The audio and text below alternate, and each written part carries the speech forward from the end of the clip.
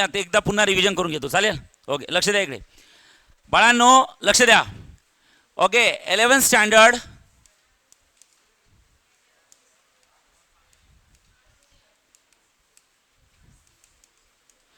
Gravitation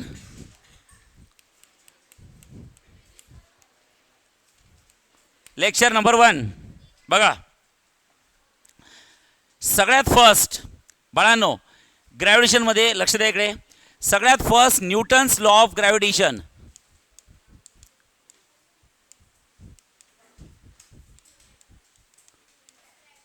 आवाज नको आहे रे.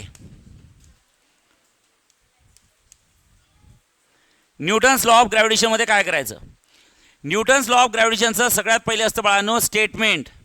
हां, स्टेटमेंट काय बघा न्यूटन्स लॉ ऑफ ग्रॅव्हिटेशनचं.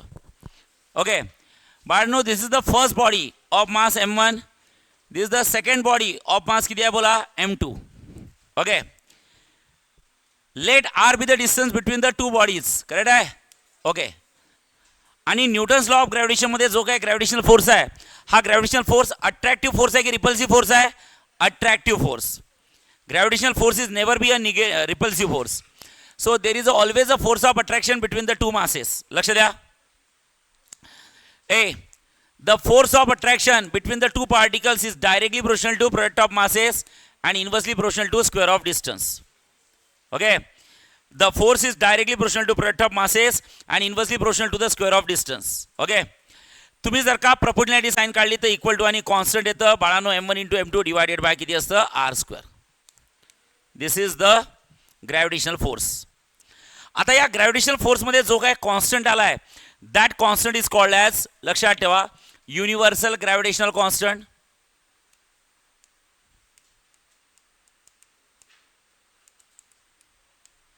आवाज नको आहे. Universal gravitational constant. It is called as a universal gravitational constant. What is mean by universal gravitational constant?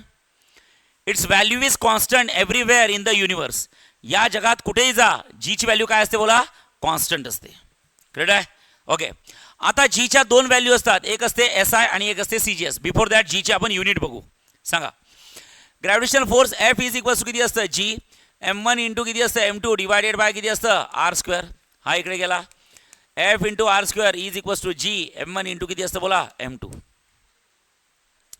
So F × किती असतं? r² डिवायडेड बाय किती असतं? m1 × m2 is equals to किती असतं? G. Okay, so G म्हणजे असतं universal gravitational constant F × r² divided by किती असतं? m1 × किती असतं? m2. ओके, आता मला हे सांगा, जीचं जर का तुम्हाला मी युनिट विचारलं, सांगा बरं जीचं SI युनिट. हे समजलं आहे सगळ्यांना? ओके, हा तर फॉर्म्युला आहे.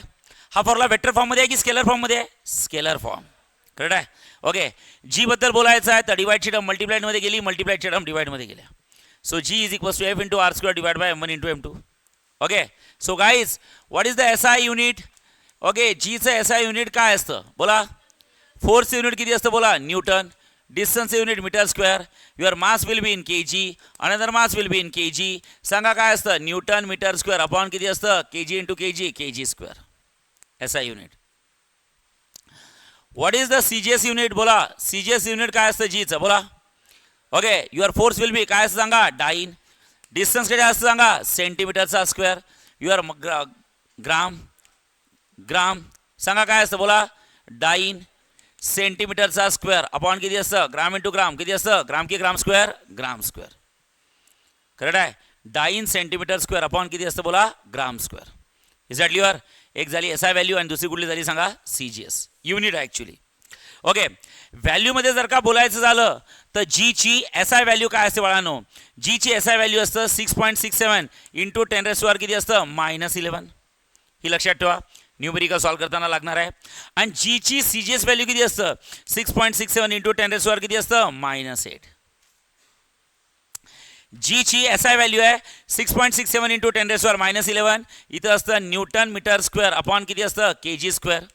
आणि जीची CGS व्हॅल्यू असतं 6.67 × 10⁻⁻8. इथं असतं बाळांनो डाईन सेंटीमीटर स्क्वेअर अपॉन किती असतं बोला? Gram square. Dyne centimetre square upon किती असतं? Gram square. ठीक आहे? आता हे सगळं झाल्यानंतर अतिशय महत्त्वाच्या ज्या दोन गोष्टी ज्या नोट्समध्ये लिहायच्या आहेत बाळांनो तुम्हाला. Okay, what are the dimensions of G? What are the dimensions of G, जीचे डायमेन्शन्स काय. ओके, आता मला हे सांगा, सगळ्यांना माहित आहे मला जीचे डायमेन्शन्स पाहिजे. कुणाचे डायमेन्शन्स काढण्यासाठी पहिले त्याचा काय डेव्हलप झाला पाहिजे, फॉर्म्युला सांगा बाळांनो. एफ इज इक्वल्स टू किती असतं, G product of masses divide by square of a distance between them. Divide मधली टर्म मल्टिप्लाइड मध्ये जाईल. So F into r square is equals to G, इथं असतं M1 इंटू किती असतं M2. So guys F into r square divided by M1 into किती असतं M2 is equals to किती असतं G. So guys G is equals to किती असतं सांगा, एफ इंटू किती असतं R square divided by come M1 into किती असतं M2. ओके, कुणाची डायमेन्शन्स लिहिण्यासाठी आपल्याला त्याचा काय माहित पाहिजे, फॉर्म्युला. करेक्ट आहे. ओके, फॉर्म्युला माहित झाला.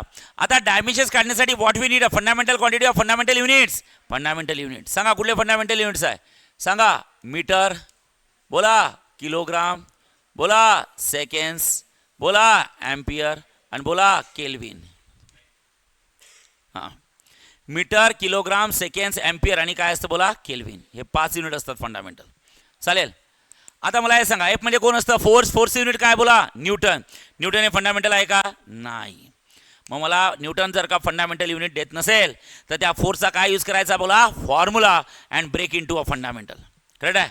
मग काय करायचं सांगा, फोर्सचा फॉर्म्युला काय असतं, मास की mass into acceleration, mass into acceleration divide by किती इंटू किती असतं R square divide by M1 into किती असतं बोला M2. चला युनिट लिहा.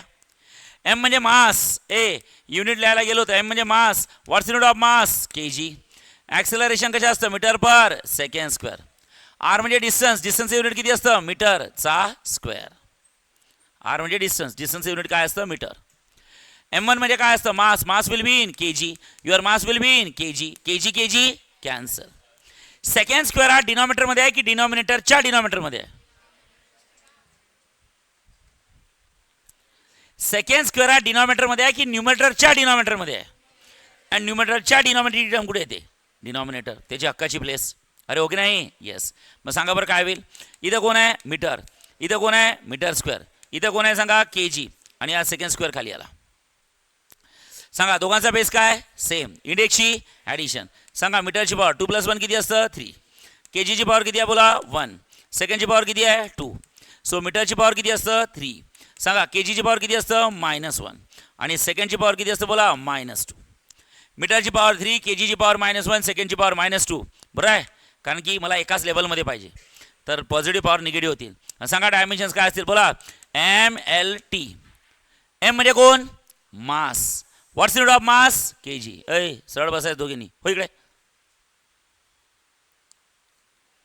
एवढी काय चिटकून बसायची सवय आहे तुम्हाला.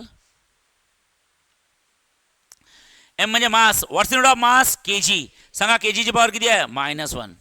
एल म्हणजे काय असतं, लेन. व्हॉट्स युनिट ऑफ लेन, मीटरची पॉवर किती असतं 3. आणि टी म्हणजे कोण, time. What's unit of time, सेकंडची पॉवर किती असतं -2. So what are the dimensions of G. सांगा जीचे डायमेन्शन्स काय असतात बोला, बोला what is the dimensions of G. बोला जीचे डायमेन्शन्स काय असतात बोला. सांगा काय करायचं, MLT. बोला M-1, L3 आणि टी किती असतं बोला -2. ओके, टी किती असतं बोला -2. Okay, these are a dimensions of G. सांगा कोणाचे डायमेन्शन्स आहे सांगा, जीचे. सांगा जीचे डायमेन्शन्स काय असतं बोला, M-1, L3, T-2. पुन्हा एकदा बोला, हां पुन्हा एकदा बोला काय असतं, हां L3, T-. Is that clear, yes. Okay, हे तुम्हाला नोट्समध्ये लिहायचं आहे. बघा नोट्समध्ये दिसत आहे का, डायमेन्शन्स ऑफ जी. नोट्स आज पहिल्यांदाच दिल्या ना की मागे दिल्या होत्या, नाही. नेक्स्ट पेजवर या, पेज नंबर 4 काढा नोट्समध्ये. पेज नंबर 4 आहे का डायमेन्शन्स ऑफ जी, येस तिथं लिहायचे आहेत. चालेल, आहे का इथून लिहायचे आहेत, थांबा हो म्हणा यार. आधीचं पेज काढा. वेक्टर फॉर्म लिहायचा, अजून एक वेक्टर फॉर्म शिकवतो मी, नंतर लिहून घ्या. बघा vector form of Newton's law of gravitation. इकडे बघा, लक्ष द्या. ओके, आता न्यूटन्स लॉ ऑफ ग्रॅव्हिटेशनचा वेक्टर फॉर्म काय असतो. So guys vector form. Okay, आता वेक्टर फॉर्म मध्ये 2 केस असतात. केस 1, थँक्यू, केस 1 आणि काय असतं केस 2. केस 1 नंतर केस 2, बरोबर आहे. केस 3 थोडी असते डायरेक्ट. ओके, आता केस 1 मध्ये suppose the first body of mass किती असतं बोला M1, second body of mass किती आहे बोला M2. सांगा कोण कोणाला खेचते? M1 M2 ला खेचते की M2 M1 ला खेचते? नालायको, दोघं एकमेकांना खेचतात. नेहमी काय यांनीच तिला ओढलं पाहिजे असं काही नाही आहे. हा जर ओढत नसेल तर ती खचकन ओढते. ठीक आहे, लक्ष द्या. हा, असं काय जरूर आहे की मुलगाच प्रपोज करत असतो? मुलात दम नसेल तर एखाद्या वेळेस मुलगी प्रपोज करून टाकते. ठीक आहे, असे काय एक्झाम्पल आहे. ओके बाबा, तू खेचायला पाहिजे पण तू खेचत नाही तर मीच तुला खेचते आता. ठीक आहे, असं येऊ शकते. नशीब लागते त्याला. हां हां हां, गालातल्या गालात हसू नको. ठीक आहे. हां हां, एवढे नशीबवान नाही आपण. हां, एवढे नशीबवान नाही आपण. ठीक आहे. हां, लक्ष द्या. बस बस बस बस, लक्ष द्या बाळांनो. फॉर एक्झाम्पल M1नी M2 ला खेचलं. अट्रॅक्टिव्ह फोर्स आहे, रिपल्सिव्ह फोर्स तर नाही आहे. म्हणजे ये इकडेच असते नेहमी, तिकडे वही तिकडे नसते कधी. हां हां, म्हणजे याचा अर्थ पहिल्या केसमध्ये आपण असं इमॅजिन करू, M1 हा M2 ला खेचतोय. म्हणजे मी M1 आहे आणि M2 आहे. M1 खेचतो कोणाला? M2 ला. ओके, M1 चल ये इकडे. F12 बार नाही, F12 बार नाही, F21 बार. ते कसं असतं माहिती आहे का? F21 बार म्हणजे याचा अर्थ असतं पहिला असतो ऑन आणि दुसरा काय असतं बोला बाय. पहिला असतं ऑन आणि दुसरं काय असतं बाय. म्हणजे याचा अर्थ फोर्स ऍक्टिंग, सांगा ऑन, सांगा फोर्स ऍक्टिंग ऑन टू. म्हणजे कोण? M2. आणि बाय 1 म्हणजे M2 वर फोर्स अप्लाय होता है, M1 द्वारे अप्लाय होता है. से यस यस. म्हणजे कोण फोर्स अप्लाय करत आहे? कुणावर? मग मी M1 आहे, हिच्यावर फोर्स अप्लाय करायचं तर मी तिला खेचेल तर माझ्यापासून डिस्टन्स मेजर केलं पाहिजे. कोणापासून? माझ्यापासून. जो फोर्स अप्लाय करतो त्याच्यापासून डिस्टन्स मेजर केलं पाहिजे. म्हणजे डिस्टन्स याच्यापासून मेजर केलं पाहिजे आणि याला म्हणायचं R12 कॅप. काय म्हणायचं? R12 cap. 1 to 2. Okay, so R12 cap. 1 2 म्हणजे असतं पोझिशन वेक्टर. काय म्हणायचं सांगा? Position vector. आणि त्याच पोझिशन वेक्टरचं दुसरं नाव काय सांगा? Unit vector. काय बोला? Unit vector which is directed. Unit vector which is directed from unit vector which is directed from M1 to किती असतं बोला M2. M1 टू किती असतं M2. 1 to 2. Say yes yes. आता मला ग्रॅव्हिटेशनल फोर्सला वेक्टर फॉर्म मध्ये लिहायचं आहे. वेक्टर म्हणजे असतं magnitude as well as direction. आणि मॅग्निट्यूड तर ऑलरेडी मला माहिती आहे फोर्सची काय असते. बोला what is the magnitude? F is equals to G product of masses divide by square of a distance between them. सांगा ग्रॅव्हिटेशनल फोर्सची मॅग्निट्यूड काय असते? बोला ग्रॅव्हिटेशनल फोर्सची मॅग्निट्यूड काय? F इज इक्वल्स टू किती असतं? G product of masses M1 into किती असतं M2 डिवाइड बाय काय असतं? डिस्टन्स की square of distance? Square of distance. हा झाला स्केलर फॉर्म. मला लिहायचा आहे वेक्टर फॉर्म. वेक्टर फॉर्म मध्ये काय असतं? Magnitude as well as. ही कोण झाली? आता कोण हवी आहे? डायरेक्शन दाखवायसाठी कुठला वेक्टर असतो? कॅप. Cap unit vector. माहिती आहे? Unit vector always gives you direction. So magnitude सोबत डायरेक्शन द्या म्हणजे R12 कॅप द्या. सो मॅग्निट्यूड सोबत जेव्हा तुम्ही डायरेक्शन देता तेव्हा तुम्हाला काय भेटतो सांगा? वेक्टर भेटतो. काय भेटतो? म्हणजे हा जो फोर्स आहे तो स्केलर फॉर्म मध्ये आहे की वेक्टर? वेक्टर. वेक्टर म्हणजे काय? Magnitude as well as. ही झाली मॅग्निट्यूड आणि ही काय झाली सांगा? डायरेक्शन. येस. से यस यस. चला इकडे बघा. चला पहिल्या केसमध्ये M1 M2 ला खेचलं. सांगा दुसऱ्या केसमध्ये काय होईल? M2 M1 ला खेचेल. हा M2 आहे तो M1 आहे. M2 M1 ला खेचेल म्हणजे M2 खेचेल कोणाला? M1 ला. म्हणजे फोर्स कोणावर अप्लाय झाला? 1 वर. कोणाद्वारे? 2 द्वारे. मग इथं काय लिहायचं सांगा? F12 बार.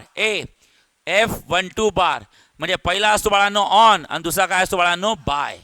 म्हणजे याचा अर्थ लक्षात ठेवा फोर्स फोर्स बोला ऍक्टिंग. हा, फोर्स ऍक्टिंग ऑन काय? M1 बाय काय? M2. Force acting on M1 bye किती? M2. मग मला हे सांगा हा M2 आणि तो काय? M1. फोर्स कोणी खेचला? M1 नी की M2 नी? M2 नी. फोर्स कोणी खेचला? M2 नी. लक्ष दे रे नालायका. लक्ष देतो तू. हा तू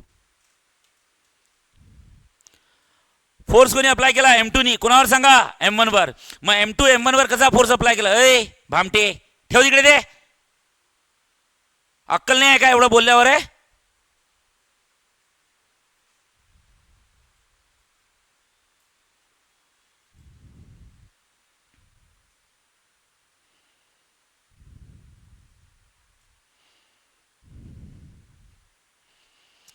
हा M1 आणि हा कोण आहे सांगा? M2. M2 फोर्स अप्लाय करतो कोणावर सांगा? M1 वर.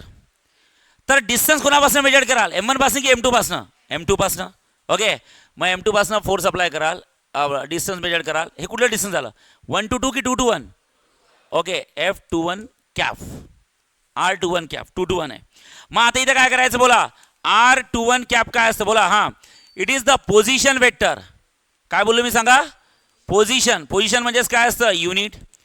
Okay, it is a unit vector. लक्षात ठेवा, डायरेक्टेड फ्रॉम बोला, युनिट वेक्टर डायरेक्टेड फ्रॉम. सांगा 1 to 2 आहे की 2 to 1 आहे? 2 to 1. म्हणजे याचा अर्थ किती असतं बोला, M2. 2 किती असतं बोला, M1. झालं. मग आता व्हेक्टर फॉर्ममध्ये कसं लिहाल सांगा. तर आपल्याला पाहिजे फोर्सची मॅग्निट्यूड किती असतं, capital G, product of masses M1 into M2 divide bye काय असतं, स्क्वेअर ऑफ डिस्टन्स. ओके, ही झाली मॅग्निट्यूड. मॅग्निट्यूड सोबत कोण हवी आहे सांगा, डायरेक्शन. सांगा डायरेक्शन दाखवणारा कोण आहे, आर कॅप. त्यात आहे आर कुठला आहे, R12 कॅप की R21 cap? So R21 cap. So इथं आहे R21 cap. So magnitude as well as direction combine to form a vector. कुठला असतो सांगा, F की F12 बार, F12 बार. खतम. F की F12 बार, F12 बार. तर या दोन डायरेक्शनवरनं काय समजतं, F21 बार कसा आहे, हे बघा, F21 बार कसा आहे, असा आहे. आणि F12 बार कसा आहे बाळांनो, असा आहे. बघा, F21 बार तिकडे जात आहे आणि F12 बार कसा आहे सांगा, असा आहे. सांगा दोन इक्वल अँड अपोजिट फोर्सेस आहे. दोघांची मॅग्निट्यूड काय, सेम. बघा magnitude G M1 into M2 divide by R square G.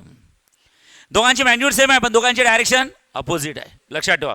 So guys you simply can say F21 bar is equals to minus okay F12 bar. F12 bar is equals to minus किती असतं, F21 bar. So F12 bar is equals to minus F किती असतं, 21 बार. हे दोन्ही forces कशा, equal and opposite. So लक्षात ठेवा. Okay,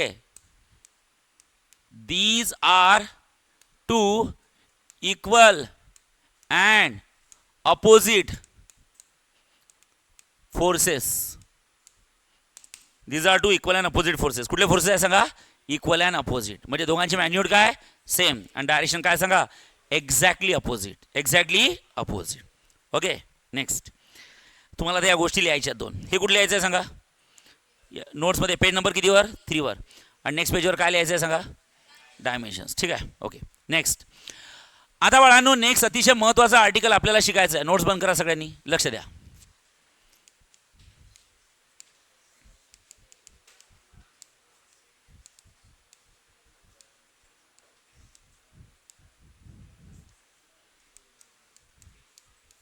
बोला काय लिहिलं, what is the relation between G and GH. आता थोडं मला असं वाटतं हे शिकवलं होतं मी. ओके, पण ठीक आहे, नसेल हे समजलं तर आता लक्ष द्या, महत्त्वाचं आहे. What's the relation between G and GH. त्यातला G म्हणजे काय असतं, G म्हणजे असतं बाळांनो acceleration due to gravity on the surface of earth. जेव्हा एखादी बॉडी कुठं असते, ऑन द सरफेस, तेव्हा ग्रॅव्हिटी किती असते, G. आणि जेव्हा एखादी बॉडी कुठं असते, ॲट अ हाईट H, तेव्हा ग्रॅव्हिटी किती असते, G की GH. ओके, या दोघांमध्ये काय रिलेशन आहे.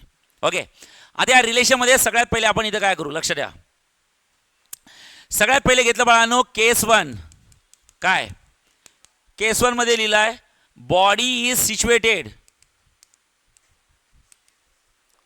On earth surface. बघा, बॉडी जी आहे ती कुठे सिच्युएट झाली आहे, on the earth surface. Okay, म्हणजे on the surface of earth. समजा ही बॉडी आहे, समजा ही अर्थ आहे, हा अर्थचा सेंटर आहे, ही अर्थची रेडियस आहे, आणि कॅपिटल M कोण आहे सांगा, मास ऑफ अर्थ. आणि बॉडी कुठे आहे सांगा, ऑन द सरफेस ऑफ अर्थ. या बॉडीचं मास आहे स्मॉल M.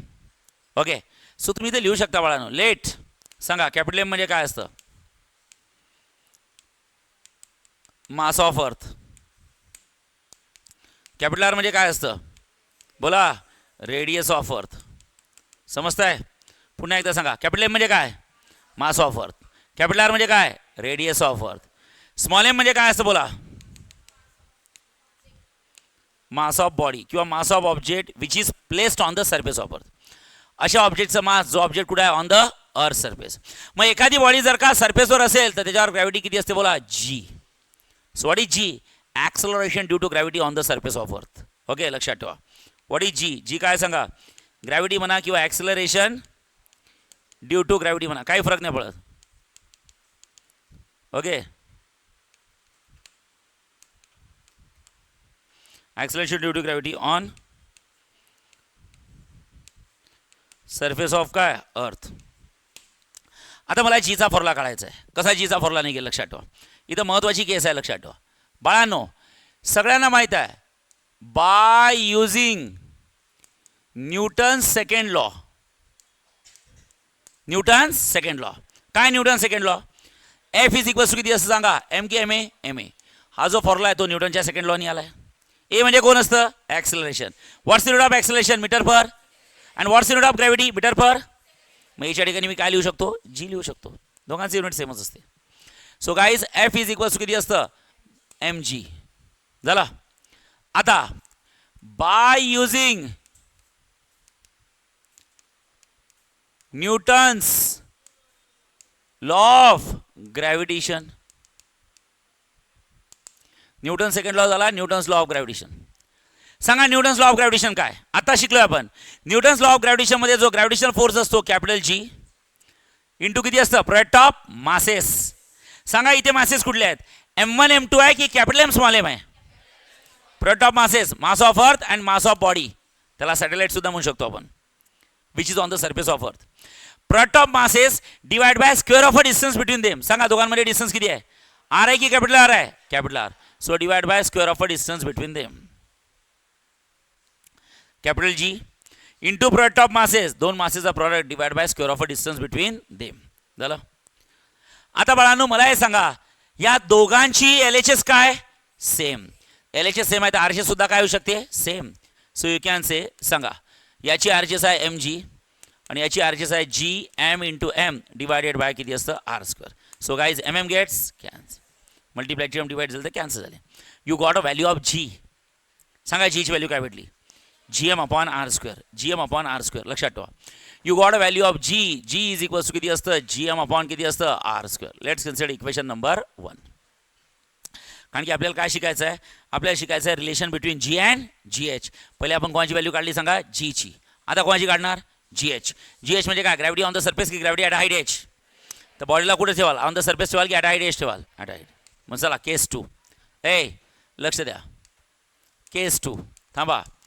केस 2 मध्ये लिहू body is situated at a height H. Body is situated at a height H. पण हाईट कुठं असते बिलो द अर्थ सरफेस की above the earth surface. Above the earth surface. Okay लक्षात ठेवा काय असतं above earth surface. Above the earth surface. आता इथं काय करायचं बाळांनो लक्ष द्या. अर्थ आपली तीच आहे. O be the centre of earth. Capital R be the काय असतं radius of earth. Capital M be the काय मास ऑफ अर्थ. जे कुठं दाखवायचं सेंटरला कारण की सेंटर ऑफ मास असते. आणि जी बॉडी आहे जिचं मास स्मॉल एम आहे ती कुठं दाखवाल सांगा ऑन द सरफेस की ॲट हाईट एच. मग जर का बॉडी ॲट हाईट एच असेल तर इथं ग्रॅव्हिटी किती असणार आहे जी की GH. म्हणजे तुम्ही इथं बसलेले आहात ऑन द सरफेस ही पहिली केस आहे. हाच जर का क्लास आपण वरच्या फ्लोअरला घेतला तर ॲट हाईट एच असते सरफेसपासून वर. मग तिथं ग्रॅव्हिटी किती असेल जी की GH. मग ती GH काढा पहिले. कशी काढायची साधी गोष्ट आहे. सगळ्यात पहिले न्यूटनचा सेकंड लॉ. ओके सांगा बाय युझिंग न्यूटन्स काय सेकंड लॉ. सांगा Newton second law. F is equals किती असतं एम की M A. So F is equals to M सांगा जी की GH कारण जी ग्रॅव्हिटी असते ती टाकायची. तो G इंटू एच नाही रे भाऊ तो G सफिक्स एच आहे. ग्रॅव्हिटी ॲट हाईट एच असते ते. ओके मग आता इथे लिहू शकता बाय युझिंग सांगा काय घ्याल न्यूटन्स लॉ ऑफ काय gravitation. Newton's law of gravitation सांगा एफ इज इक्वल्स किती असतं जी. मासेस की प्रोडक्ट ऑफ मासेस. सांगा प्रोडक्ट ऑफ मासेसमध्ये पहिलं मास किती आहे कॅपिटल एम आणि दुसरं मास किती आहे small M divide by distance की स्क्वेअर ऑफ डिस्टन्स. सांगा कॅपिटल एम आणि स्मॉल एम मध्ये डिस्टन्स किती आहे. कॅपिटल एम आणि स्मॉल एम मध्ये डिस्टन्स किती आहे आर की आर प्लस एच ब्रॅकेटचा स्क्वेअर. दोघांमध्ये जे डिस्टन्स ते ज्या दोन मासेसचा तुम्ही प्रॉडक्ट घेता त्यांच्या दोघांमध्ये जे डिस्टन्स आहे मागच्या केसमध्ये ओके त्या दोन मासेसमधलं डिस्टन्स कॅपिटल आर होतं. आता याच दोन मासेसमधलं डिस्टन्स किती आर की R plus H. So F is equals to किती असतं आर यू गेटिंग येस. म्हणजे हा फोर्स आणि तो फोर्स दोघांचे LHS काय जर LHS सेम असेल तर RHS सुद्धा सेम. सांगा RHS काय होईल बोला. याचं किती आहे सांगा एम इंटू किती असतं GH आणि याचं किती आहे सांगा बोला G एम इंटू किती असतं एम डिवायडेड बाय किती असतं आर प्लस एच ब्रॅकेटचा square. So guys M M gets cancel, मल्टिप्लायडचा एम डिवाइडमध्ये जातो. And you got a value of G H. सांगा जी एचची व्हॅल्यू किती असते बोला. जी एम अपॉन किती असतं आर प्लस एच ब्रॅकेटचा square. Let's consider equation number किती असतं 2. ओके, आता आपल्याला दोघांचं रिलेशन लिहायचं आहे. रिलेशन लिहिण्यासाठी मी काय लिहिणार, आता महत्त्वाच्या स्टेप्स आहेत लक्षात ठेवा. Equation number 2 divided by equation number किती सांगा 1. चला इक्वेशन 2 ची LHS बघा किती आहे सांगा. इक्वेशन 2 ची LHS किती आहे बोला. आणि इक्वेशन 1 ची LHS किती आहे बोला G. Okay, so equation 2 divide by equation 1 LHS upon काय असतं LHS अपॉन RHS नाही, LHS अपॉन इक्वेशन 2 ला पहिला प्रिफरन्स दिला, इक्वेशन 1 ला नंतर. इक्वेशन 2 ची LHS डिवाइड बाय इक्वेशन 1 ची LHS. आणि राईट हँड साईडला आता RHS अपॉन RHS. मग इक्वेशन 2 ची RHS काय सांगा. इक्वेशन 2 ची RHS काय GM upon R plus H square. So guys GM upon किती असतं R plus H square divide by equation 1 ची RHS काय सांगा. इक्वेशन 1 ची RHS काय GM upon R square. GM upon किती असतं R square. So guys so GH upon G is equals to GM upon किती असतं R प्लस एचचा स्क्वेअर. अँड डिव्हिजनचं काय करायचं इंटू. डिव्हिजनचं इंटू केलं तर पुढच्या सिस्टमचा रेसिप्रोकल. रेसिप्रोकल म्हणजे वरचं खालीन खालचं वर. सांगा इथं काय लिहायचं R स्क्वेअर आणि खाली काय लिहायचं सांगा GM. डिव्हिजनचं इंटू करायचं पुढच्या सिस्टमचा काय होतो सांगा reciprocal. Okay, so GM gets cancel. So guys सांगा GH अपॉन किती असतं G इज इक्वल्स किती असतं R स्क्वेअर डिवायडेड बाय किती असतं R प्लस एच ब्रॅकेटचा स्क्वेअर. ओके, लक्षात ठेवा. So you simply can say GH upon G. लक्षात ठेवा GH upon G is equals to A square upon B square. इथे किती असतं R डिवाइड बाय किती असतं R प्लस एच ब्रॅकेटचा काय करायचं सांगा square. A square upon B square, A by B brackets are square. Say yes, yes. And guys, what is GH is equals to divide मधला G तिकडे गेला तर काय होईल सांगा multiplied and in bracket you will get come on R upon R plus H brackets are square. This is the relation between come on G and GH. G and GH correct आहे. आता हा formula केव्हा use करायचा ऐ लक्ष द्या दोघी, लक्ष द्या ना इकडे. तू ते ठेव पाण्याची बॉटल खाली.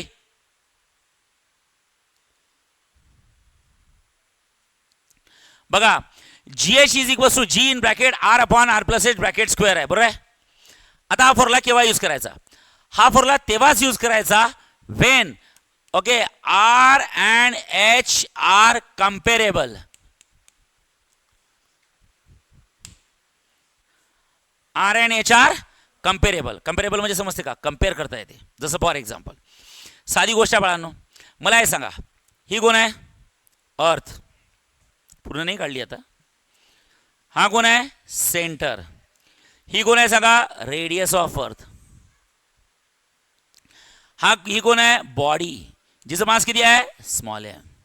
ही कोण आहे सांगा height above the earth surface. आता थोडं व्हॅल्यू वाईज बघू आपण. समजा फॉर एक्झाम्पल R म्हणजे रेडियस ऑफ अर्थ. तुम्हाला माहिती आहे का रेडियस ऑफ अर्थ किती असते 6400 किलोमीटर आहे. नॉट अ जोक, डायमीटर नाही रेडियस ऑफ अर्थ अशी फिरते 6400 किलोमीटर. समजलं की नाही. आणि आपण हाईट एखादी बॉडी हाईटवर घेतली जसं आपण फर्स्ट फ्लोअरला आहे. फर्स्ट फ्लोअर म्हणजे अर्थच्या सरफेसपासून किती फूट आहे वर 100 फूट. 100 फूट नाही बे 100 मीटर. एक फ्लोअर जास्ती असतं 100 मीटरचा असतो. 100 मीटर म्हणजे समजते का 1000 मीटर म्हणजे 1 किलोमीटर. 1000 म्हणजे 1 किलोमीटर. आपण पहिल्या फ्लोअरवर बसलोय म्हणजे फक्त अर्थच्या सरफेसवर हाईट आहे आपली 100 मीटर. म्हणजे याचा अर्थ म्हणजे असतं 0.1 किलोमीटर.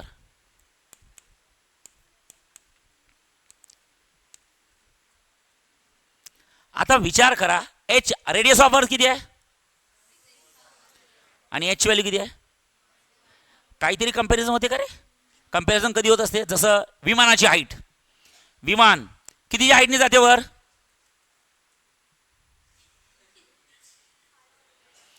500 किलोमीटर. डोमेस्टिक फ्लाईट असेल तर 500 किलोमीटर, डोमेस्टिक म्हणजे इंडिया टू इंडिया. जर का इंटरनॅशनल फ्लाईट असेल, वातावरण खराब असेल तर पार 1200 किलोमीटरपर्यंत जाते. लक्षात ठेवा. किती? 1200 किलोमीटर. आता विचार करा, समजा प्लेनची हाईट आहे, प्लेनची हाईट आहे बाळांनो, किती हाईटनी फ्लाय होत आहे? 1000 किलोमीटर. किती? 1000 किलोमीटर. आणि रेडियस ऑफ म्हणजे ही झाली हाईट, आणि रेडियस ऑफ अर्थ किती आहे सांगा? 6400. सर ठीक आहे, कम्पेरेबल आहे भाई, कम्पेअर होऊ शकते. की हाईट किती आहे? तर बाळांनो रेडियस ऑफ अर्थच्या 6 पटीने काय कमी आहे, किंवा रेडियस ऑफ अर्थ हाईटच्या किती पटीने जास्त आहे? 6 टाइम्सने. कंपॅरिझन होते. कंपॅरिझन म्हणजे कोण मोठा आहे आणि कोण छोटा आहे, याच्यात कंपॅरिझन होते. हे 6400 जाऊ द्या, 6000 पकडा. 6000 आणि 1000 म्हणजे 6 पटीने जास्त आहे, नाही तर 6 पटीने कमी आहे. पण भाऊ इथं कंपॅरिझन होते का रे? हे बघा, थर्ड क्लास 1 किलोमीटर नाही आहे, 0.1 किलोमीटर आहे. आणि असा इथं कंपॅरिझन होत नाही. याला जर का आर आणि एचचं कंपॅरिझन होत असेल तर हा फॉर्म्युला यूज करायचा, आणि जर कंपॅरिझन होत नसेल तर मग हा फॉर्म्युला यूज करता येत नाही. कुठला करायचा? म्हणजे कोण जास्त आहे सांगा? कंपॅरिझन होत नाही म्हणजे आर जास्त आहे की एच जास्त आहे? आर जास्त आहे. ओके, मग लक्षात ठेवा, वेन थोडं लक्ष द्या, R and H are non comparable. R and H are non comparable म्हणजे कोण जास्त आहे कोण कमी आहे? म्हणजे H is very very very very very very very very less than R, not less than R, very very less than R. अबे R काय म्हणतो? तुझी व्हॅल्यू माझी व्हॅल्यू तुझ्यापेक्षा खूपच. अबे आर काय म्हणतो? माझी व्हॅल्यू तुझ्यापेक्षा खूपच, म्हणजे एच व्हॅल्यू आरच्या व्हॅल्यूपेक्षा खूपच, म्हणजे आरचा आणि एचचं होऊच शकत नाही. कंपॅरिझन म्हणजे आर साठी एच हा तुच्छ आहे, तुच्छ, नगण्य. भाऊ माया आजूबाजूलाही फिरू शकत नाही तू. Don't take it personally. कोण म्हणतो? कोणाला? एच ला. म्हणजे कंपॅरिझन होऊ शकत नाही भाऊ आपलं. कंपॅरिझन करताना एक लेवल असते ना. कोणाशी कंपॅरिझन करता का? बिलगेट सोबत कंपॅरिझन कराल का तुमची? त्याचं स्पेलिंग तरी लिहिता येते का आपल्याला? पहिले ते पहा ना. बिलगेट्स म्हणजे समजलाय का? अख्ख्या जगातला श्रीमंत माणूस. होईल का कंपॅरिझन? नाही होईल. अरे हो की नाही? अंबानीचीच कंपॅरिझन नाही होत त्यासोबत. कुणाची? अंबानीचीच कंपॅरिझन त्याच्यासोबत होत नाही. आपण फक्त चौपाटीवर जाऊन दगड फेकायचे त्या याच्या समुद्रात. हां, आणि मोठ्या मोठ्या माणसाचे बंगले पाहिजे. बाय अंबानीचा बंगला, शाहरुख खानचा बंगला, अमिताभ बच्चनचा बंगला, वाव किती छान आहे.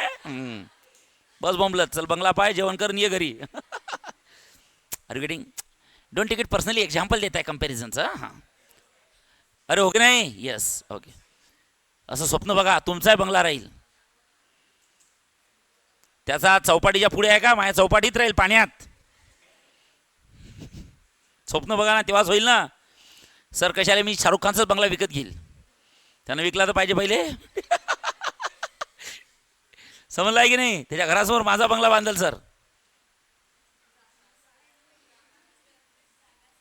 तुमच्या मनात जर का असेल ना तर सगळं होईल.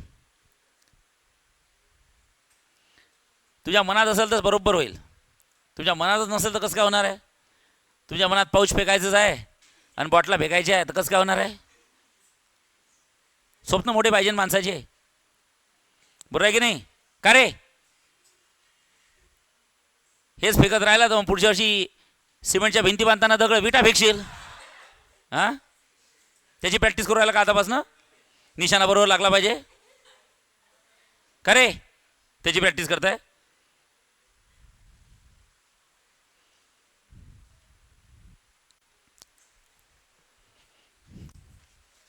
बरोबर आहे? ओके, चालेल. हां, होत नाही तो कमी. ओके, लक्ष द्या. When H is very very less than R. Okay, when H is very very less than R, जर का एच व्हॅल्यू आर पेक्षा खूप कमी असेल तर काय करायचं? इकडे लक्ष द्या. जी एचचा फॉर्म्युला काय आला? म्हणजे तोच जुना फॉर्म्युला आहे, त्याला मॉडिफाय करायचं. बघा, G H is equals to G in bracket R upon किती असतं? आर प्लस एच, ब्रॅकेटचा काय करायचा? स्क्वेअर. लक्ष द्या. Okay, R upon R plus H ब्रॅकेटचा स्क्वेअर. आता इकडे बघा काय करायचं. ओके बाळांनो, so G H is equals to G in bracket R, ब्रॅकेटचा काय स्क्वेअर आर प्लस एच आहे. या आर प्लस एच मधनं काय कॉमन निघू शकतं? अकला चालवा, काय कॉमन निघू शकतं असं विचारलं. क्वेश्चन विचारला म्हणजे आन्सर दिलंच पाहिजे असं काही नसते. या दोन टर्ममधनं आर प्लस एच आहे ना, या खालच्या दोन टर्ममधनं काय कॉमन निघू शकतं? काहीच नाही निघत. कॉमन कसा काढत असते बैताडीवर समजते का? जर का दोघांमध्ये असेल तरच कॉमन निघेल ना. इथं निघेल तर इथं वन येईल आणि इथं एच मध्ये आर आहे का? नाही. पण तरी मला कॉमन काढायचं आहे. त्याला म्हणतात जबरदस्तीने कॉमन काढणे. जबरदस्ती कशी करायची मी शिकवतो आता, लक्षात ठेवा. हां, आर प्लस एच मधनं आर निघत नाही कॉमन, पण जबरदस्तीने आर कॉमन काढायचा, काढला. मग या दोन टर्म मधनं आर कॉमन निघाला, इथे किती राहिलं? 1 प्लस एच मधनं आर कॉमन काढला. अहो सर एच मध्ये आर नव्हता असतं, कॉमन कसा काय काढला? नव्हता काय तर त्याच्या डिनॉमिनेटर मध्ये घेऊन जा. बरं नाही समजलं, ब्रॅकेट ओपन करा, सेम आन्सर आलं पाहिजे. करा बरं bracket open. R into 1 R, R ने दुसऱ्या टर्मला R into H by R, बरोबर आहे. आर आर गेट्स कॅन्सल, तर काय राहिलं? R plus H. याला म्हणतात जबरदस्तीने कॉमन काढणे. आजपर्यंत तुम्हाला हे शिकवलं आहे की कॉमन निघत असेल तर कॉमन काढणे. मी काय शिकवलं आज? समजलं जबरदस्ती कशी करायची? समजलं आहे? ओके, आता लक्ष द्या guys. R R gets cancel. So G H is equals to G in bracket 1 upon, बोला 1 प्लस किती असतं? H upon R. ब्रॅकेटचा काय करायचं सांगा? Square. So guys what is G H? सो इथे लिहू शकता G H is equals to G in bracket, प्रत्येकाला स्क्वेअर सेपरेट करा. 1 चा स्क्वेअर डिवायडेड बाय 1 प्लस किती असतं सांगा? एच अपॉन आर, ब्रॅकेटचा स्क्वेअर, याचा स्क्वेअर, याचा square. Okay, so G H is equals to G. Okay, 1 square is 1 divided by 1 plus किती असतं सांगा? एच अपॉन आर, ब्रॅकेटचा square. So G H is equals to G 1 plus किती असतं सांगा? H upon R, 1 plus H upon R, ब्रॅकेटची power किती असते? 2 की -2? -2. वर आल्यावर -2. से येस? येस. आणि तुम्हाला फ्री ॲडवाइस देतो, कोणाला सांगू नका कारण तुम्हाला हे समजणार नाही आहे. हां, बाय युझिंग बायनॉमियल थेरम,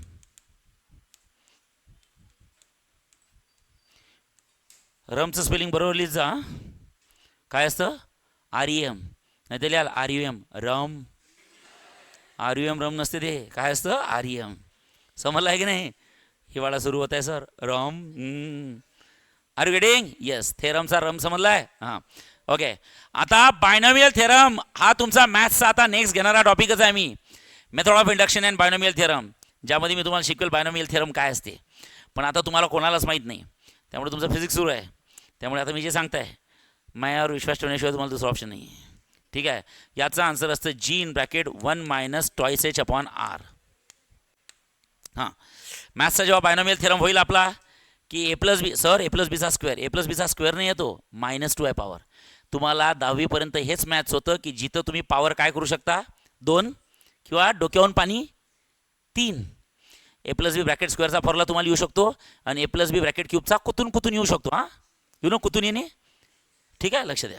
तुम्हाला जर का म्हटलं A plus B raise to the power 4, तुम्ही हातवर करा, आम्हाला नाही शिकवलं आहे. तर मी तुम्हाला बायनॉमियल थेरममध्ये A plus B raise to the power 100 आल्यावर कसं सॉल्व्ह करायचं आहे आपल्या सिलेबसमध्ये. त्यात हे 100 म्हणजे पॉझिटिव्ह पॉवर आहे, -100 आल्यावर, निगेटिव्ह पॉवर आल्यावर काय करायचं, हे सगळे फॉर्म्युले बायनॉमियल थेरममध्ये शिकायचे. तो टॉपिक झाला असता तर आता मी सांगायच्या आधीच तुम्ही बोरडले असते, सर हे आन्सर येतं.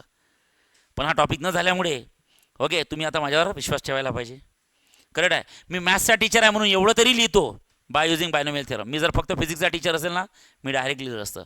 आणि एखाद्यानं हात वर करून विचारलं असतं सर असं कसं आहे, तर त्या मास्तरनी म्हटलं असतं मॅथ्सच्या टीचरला जाऊन विचार, कारण टेक्स्टबुकमध्ये डायरेक्ट लिहून दिलेलं आहे. मग तुम्ही कोणाजवळ आले असते? मॅथ्सच्या टीचर म्हणजे माझ्याकडेच, म्हणून मी पहिलेच क्लिअर करून देतो. हां, समजलं आहे? So this is the formula. G H is equals to G in bracket 1 minus twice H. This is the another relation between G and G H. G and G H, ते पहिला formula, हा कुठला formula. कधी कधी numerical solve करताना मी हा formula use करणार आणि कधी कधी न्यूमेरिकल सॉल्व्ह करताना मी हा फॉर्म्युला यूज करणार. त्यांचं रिझन काय?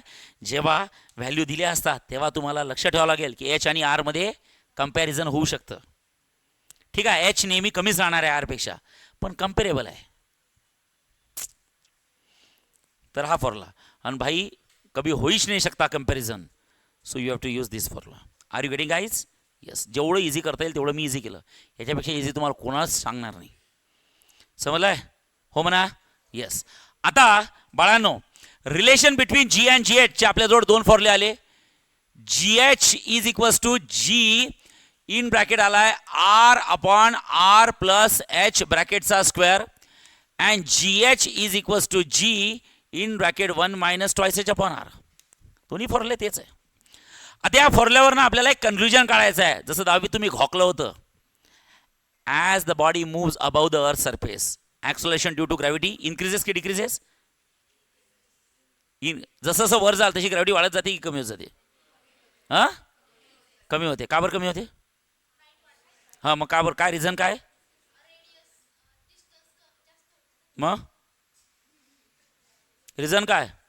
अच्छा अच्छा, ग्रॅव्हिटेशनल फोर्स कमी होतो म्हणून? असं काही नसते बैताडे हो. इकडे लक्ष द्या. आता अंदाजी टोले नका मारत जाऊ काही. आता इकडे बघा. ए छोकरो, इकडे लक्ष द्या. हां, लाजायच नाही. ही कोण आहे? बोला ना. और कुठल्या शिपची आहे? Surface spherical. अबे बैताडे, ज्या गोळ्यावर पैदा झालो आपण ते गोळ्याबद्दलही माहीत नाही का?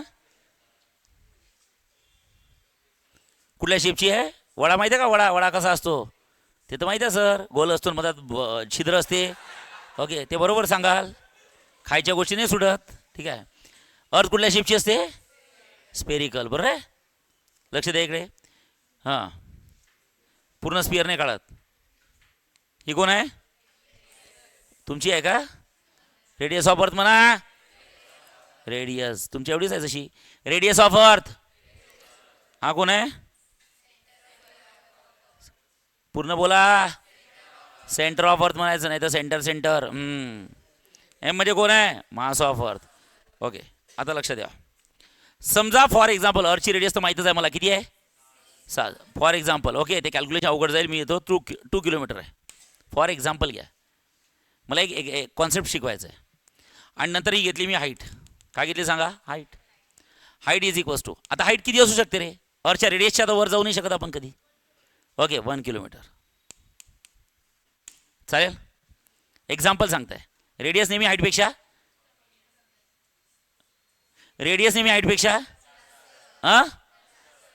हाईटपेक्षा आणि हाईट नेहमी रेडियसपेक्षा कमीच असू शकते. हां, शक्यतो. हां, समजलं आहे. आता जर का सॅटेलाईट वगैरे लॉन्च केला तर तो फार कुठच्या कुठं जातो. तो एकदम रेडियसच्या बाहेर जातो. हां, सॅटेलाईट वगैरे. ओके, आता हा फॉर्म्युला याच्यात टाका किंवा याच्यात टाका, कशाने टाका काही फरक नाही पडत. जनरली आन्सर काही असे खूप व्हॅरी होत नाही. जे म्हणतात ना काही कंडिशनसाठी हा यूज करायचा, काही कंडिशनसाठी आन्सर काही फारसे व्हॅरी होत नाही. या फॉर्म्युल्यात टाकलं तर लवकर कॅल्क्युलेशन होतात. यात ते स्क्वेअर वगैरे करावं लागतं. समजा आता मला हे सांगा, G H is equals to G. अरे ओके नाही? येस. इन ब्रॅकेट इथं किती असतं? 1 मायनस ट्वाइस. सांगा एच व्हॅल्यू किती आहे? 1. नोट्स नको खराब